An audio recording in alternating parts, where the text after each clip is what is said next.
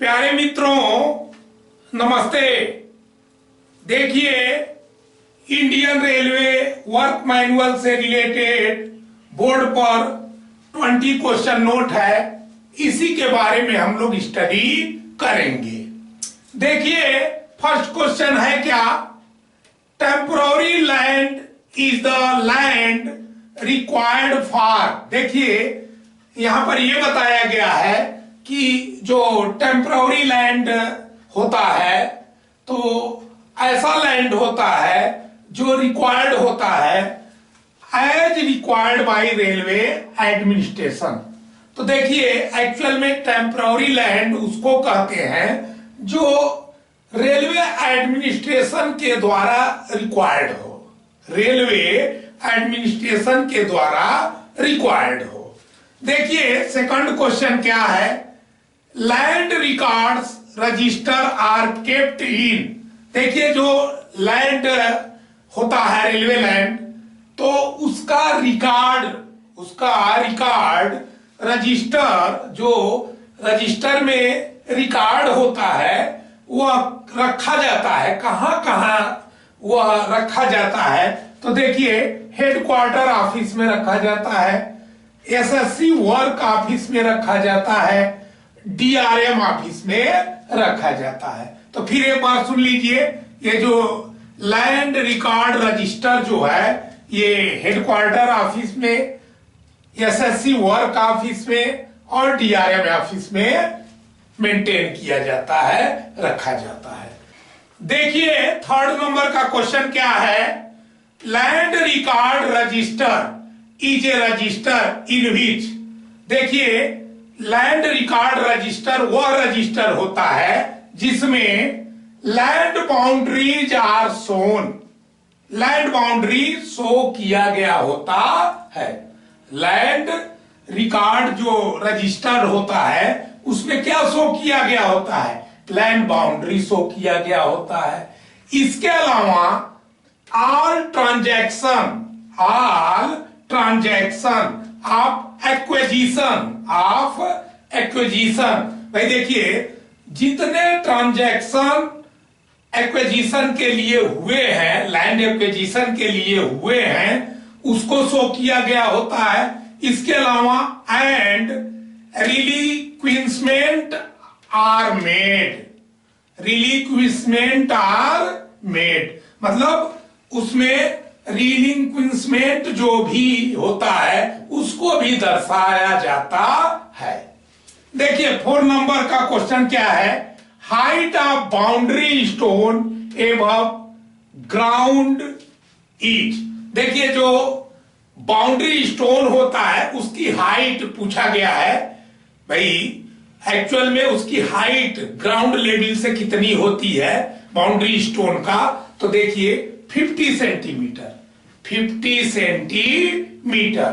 इसके अलावा देखिए, maximum distance between two boundary stone should be. देखिए, एक्चुअल में जो लैंड बाउंड्री जो है इरेक्ट करते हैं तो दो बाउंड्री के बीच जो है सेंटर टू सेंटर डिस्टेंस कितना होना चाहिए? तो देखिए 50 मीटर। कितना? 50 मीटर। बहुत इंपॉर्टेंट ये सब आइटम है। देखिए, 6 नंबर का क्वेश्चन है, maximum licensing period of land for केंद्रीय विद्यालय इज। देखिए, यहां पर यह पूछा गया है कि मैक्सिमम जो है लाइसेंसिंग पीरियड ऑफ लैंड, केंद्रीय विद्यालय के लिए जो लाइसेंसिंग पीरियड, लाइसेंस का पीरियड होगा लैंड के लिए, जो लाइसेंस का पीरियड होता है वो कितने ईयर होता है? तो देखिए 99 ईयर्स। देखिए, 7 नंबर का क्वेश्चन है, contingency charges included by railway in relinquishment estimate is. देखिए 3%। कंटिजेंसी चार्ज कितना रखा जाता है? 3%। देखिए 8 नंबर का जो क्वेश्चन है, outsider encroachment false in category of encroachment आए। देखिए एक्चुअल में ये जो 8 नंबर का क्वेश्चन है ये पूछा गया है कि आउटसाइडर द्वारा जो इंक्रोचमेंट किया जाता है आउटसाइडर द्वारा, देखिए तो वह इंक्रोचमेंट के किस कैटेगरी में आता है। तो इसके पहले वाले वीडियो में भी मैंने बताया था आउटसाइडर के द्वारा जो रेलवे लैंड का इंक्रोचमेंट किया जाता है वो कैटेगरी ए और कैटेगरी बी में आता है। इसके अलावा देखिए 9 नंबर का जो क्वेश्चन है, encroachment by railway employees falls in category of encroachment. मान लीजिए देखिए ऐसा इंक्रोचमेंट जो रेलवे एम्प्लॉय के द्वारा किया जाता है तो वह किस कैटेगरी में आता है। तो देखिए रेलवे एम्प्लॉय के द्वारा जो भी रेलवे लैंड का इंक्रोचमेंट किया जाता है तो वह category C and category D में आता है। Category C and category D में आता है। देखिए 10 नंबर का जो क्वेश्चन है, in case of grow more food, देखिए जिसको कहते हैं जीएमएफ, फिर से देखिए इन केस ऑफ जीएमएफ, जीएमएफ के केस में AN can extend the licensing period up to the total of, देखिए 5 इयर्स। बात समझिए, एक्चुअल में जो जीएमएफ ग्रो मोर फूड का केस होता है तो एएन जो एएन होते हैं वह एक्सटेंड कर सकते हैं लाइसेंसिंग पीरियड को अप टू, लेकिन देखिए एक्सटेंड करेंगे लेकिन किसी भी कंडीशन में टोटल जो है 5 ईयर तक ही होगा।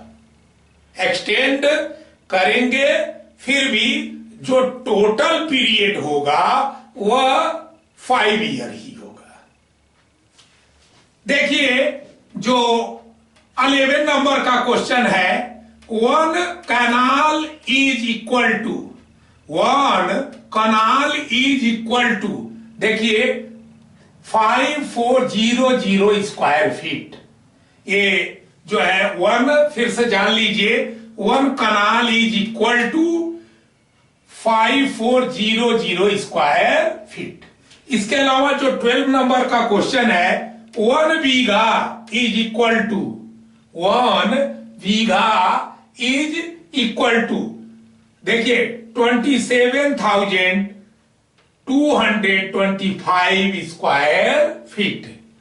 फिर से सुन लीजिए 1 bigha is equal to 27,225 square feet. देखिए जो 13 नंबर का क्वेश्चन है, within station premises who is responsible for encroachment. मान लीजिए कोई इंक्रोचमेंट जो है स्टेशन लिमिट में हो गया मान लीजिए, तो कौन रिस्पॉन्सिबल उसके लिए होगा। तो देखिए उसके लिए स्टेशन मास्टर रिस्पॉन्सिबल होंगे और आरपीएफ के इंस्पेक्टर होंगे, देखिए 12 नंबर का क्वेश्चन है, स्केल ऑफ जो है ऑथेंटिकेटेड लैंड प्लान इज, देखिए एक्चुअल में फिर से सुन लीजिए, scale of authenticated land plan is. देखिए मेरे कहने का मतलब है इस क्वेश्चन में ये कहा गया है कि लैंड प्लान के लिए जो ऑथेंटिक स्केल होगा वह कितना होना चाहिए। तो देखिए इक्वल टू रेवेन्यू स्केल के इक्वल होना चाहिए। जो रेवेन्यू स्केल होता है उसके इक्वल होना चाहिए। देखिए 14 नंबर का क्वेश्चन है, land can be acquired in case of emergency under section. मान लीजिए देखिए एक्चुअल में यहां पर यह बताया गया है कि इमरजेंसी के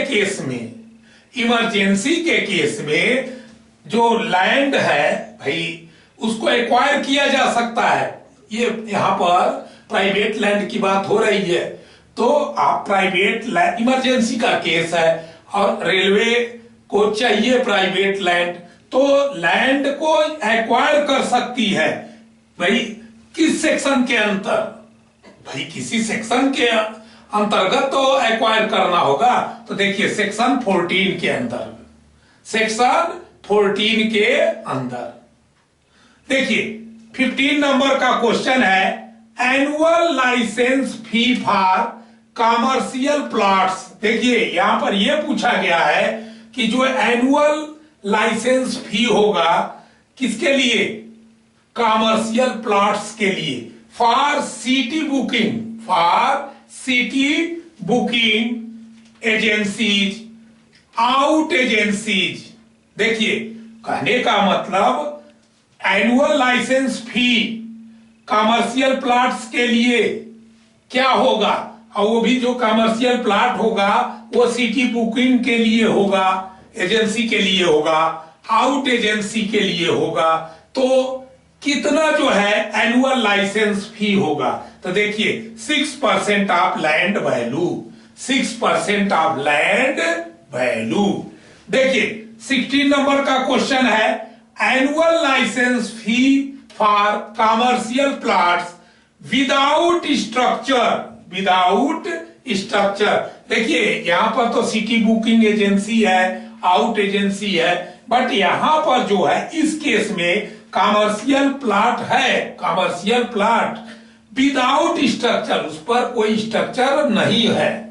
तो उस समय जो है एनुअल लाइसेंस जो फी होगा वह भी होगा 6% of land value, 6% of land value.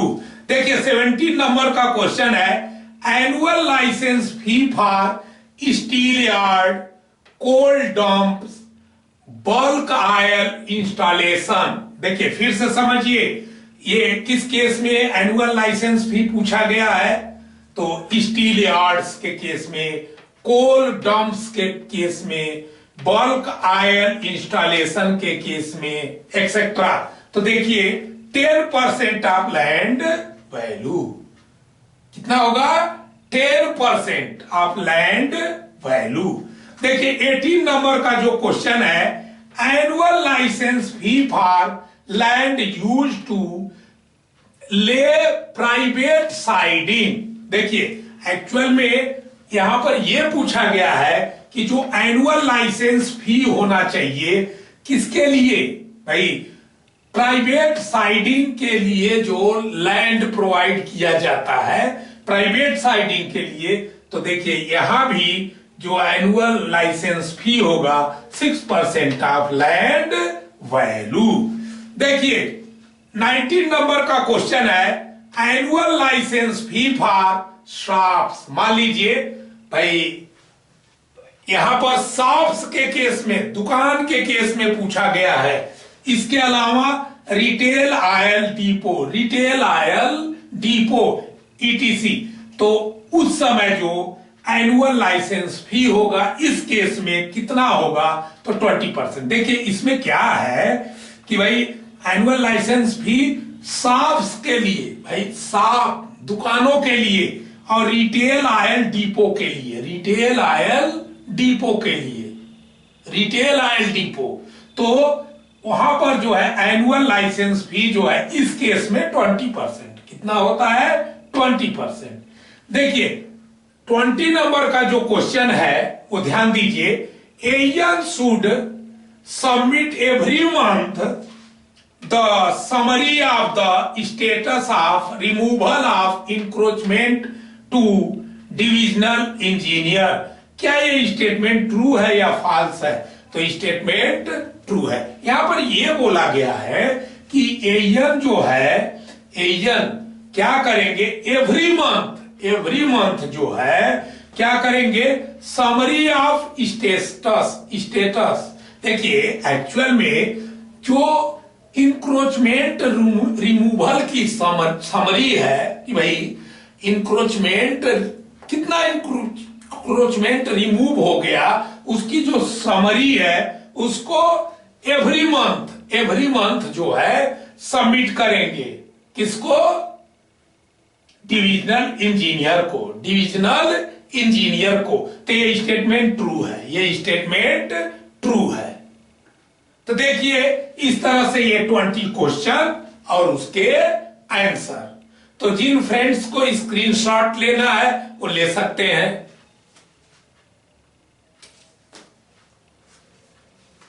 इसी के साथ वीडियो का ये पार्ट समाप्त होता है। अगले पार्ट में हम फिर आपसे न्यू आइटम के साथ मिलेंगे। जय हिंद, जय भारत, नमस्ते।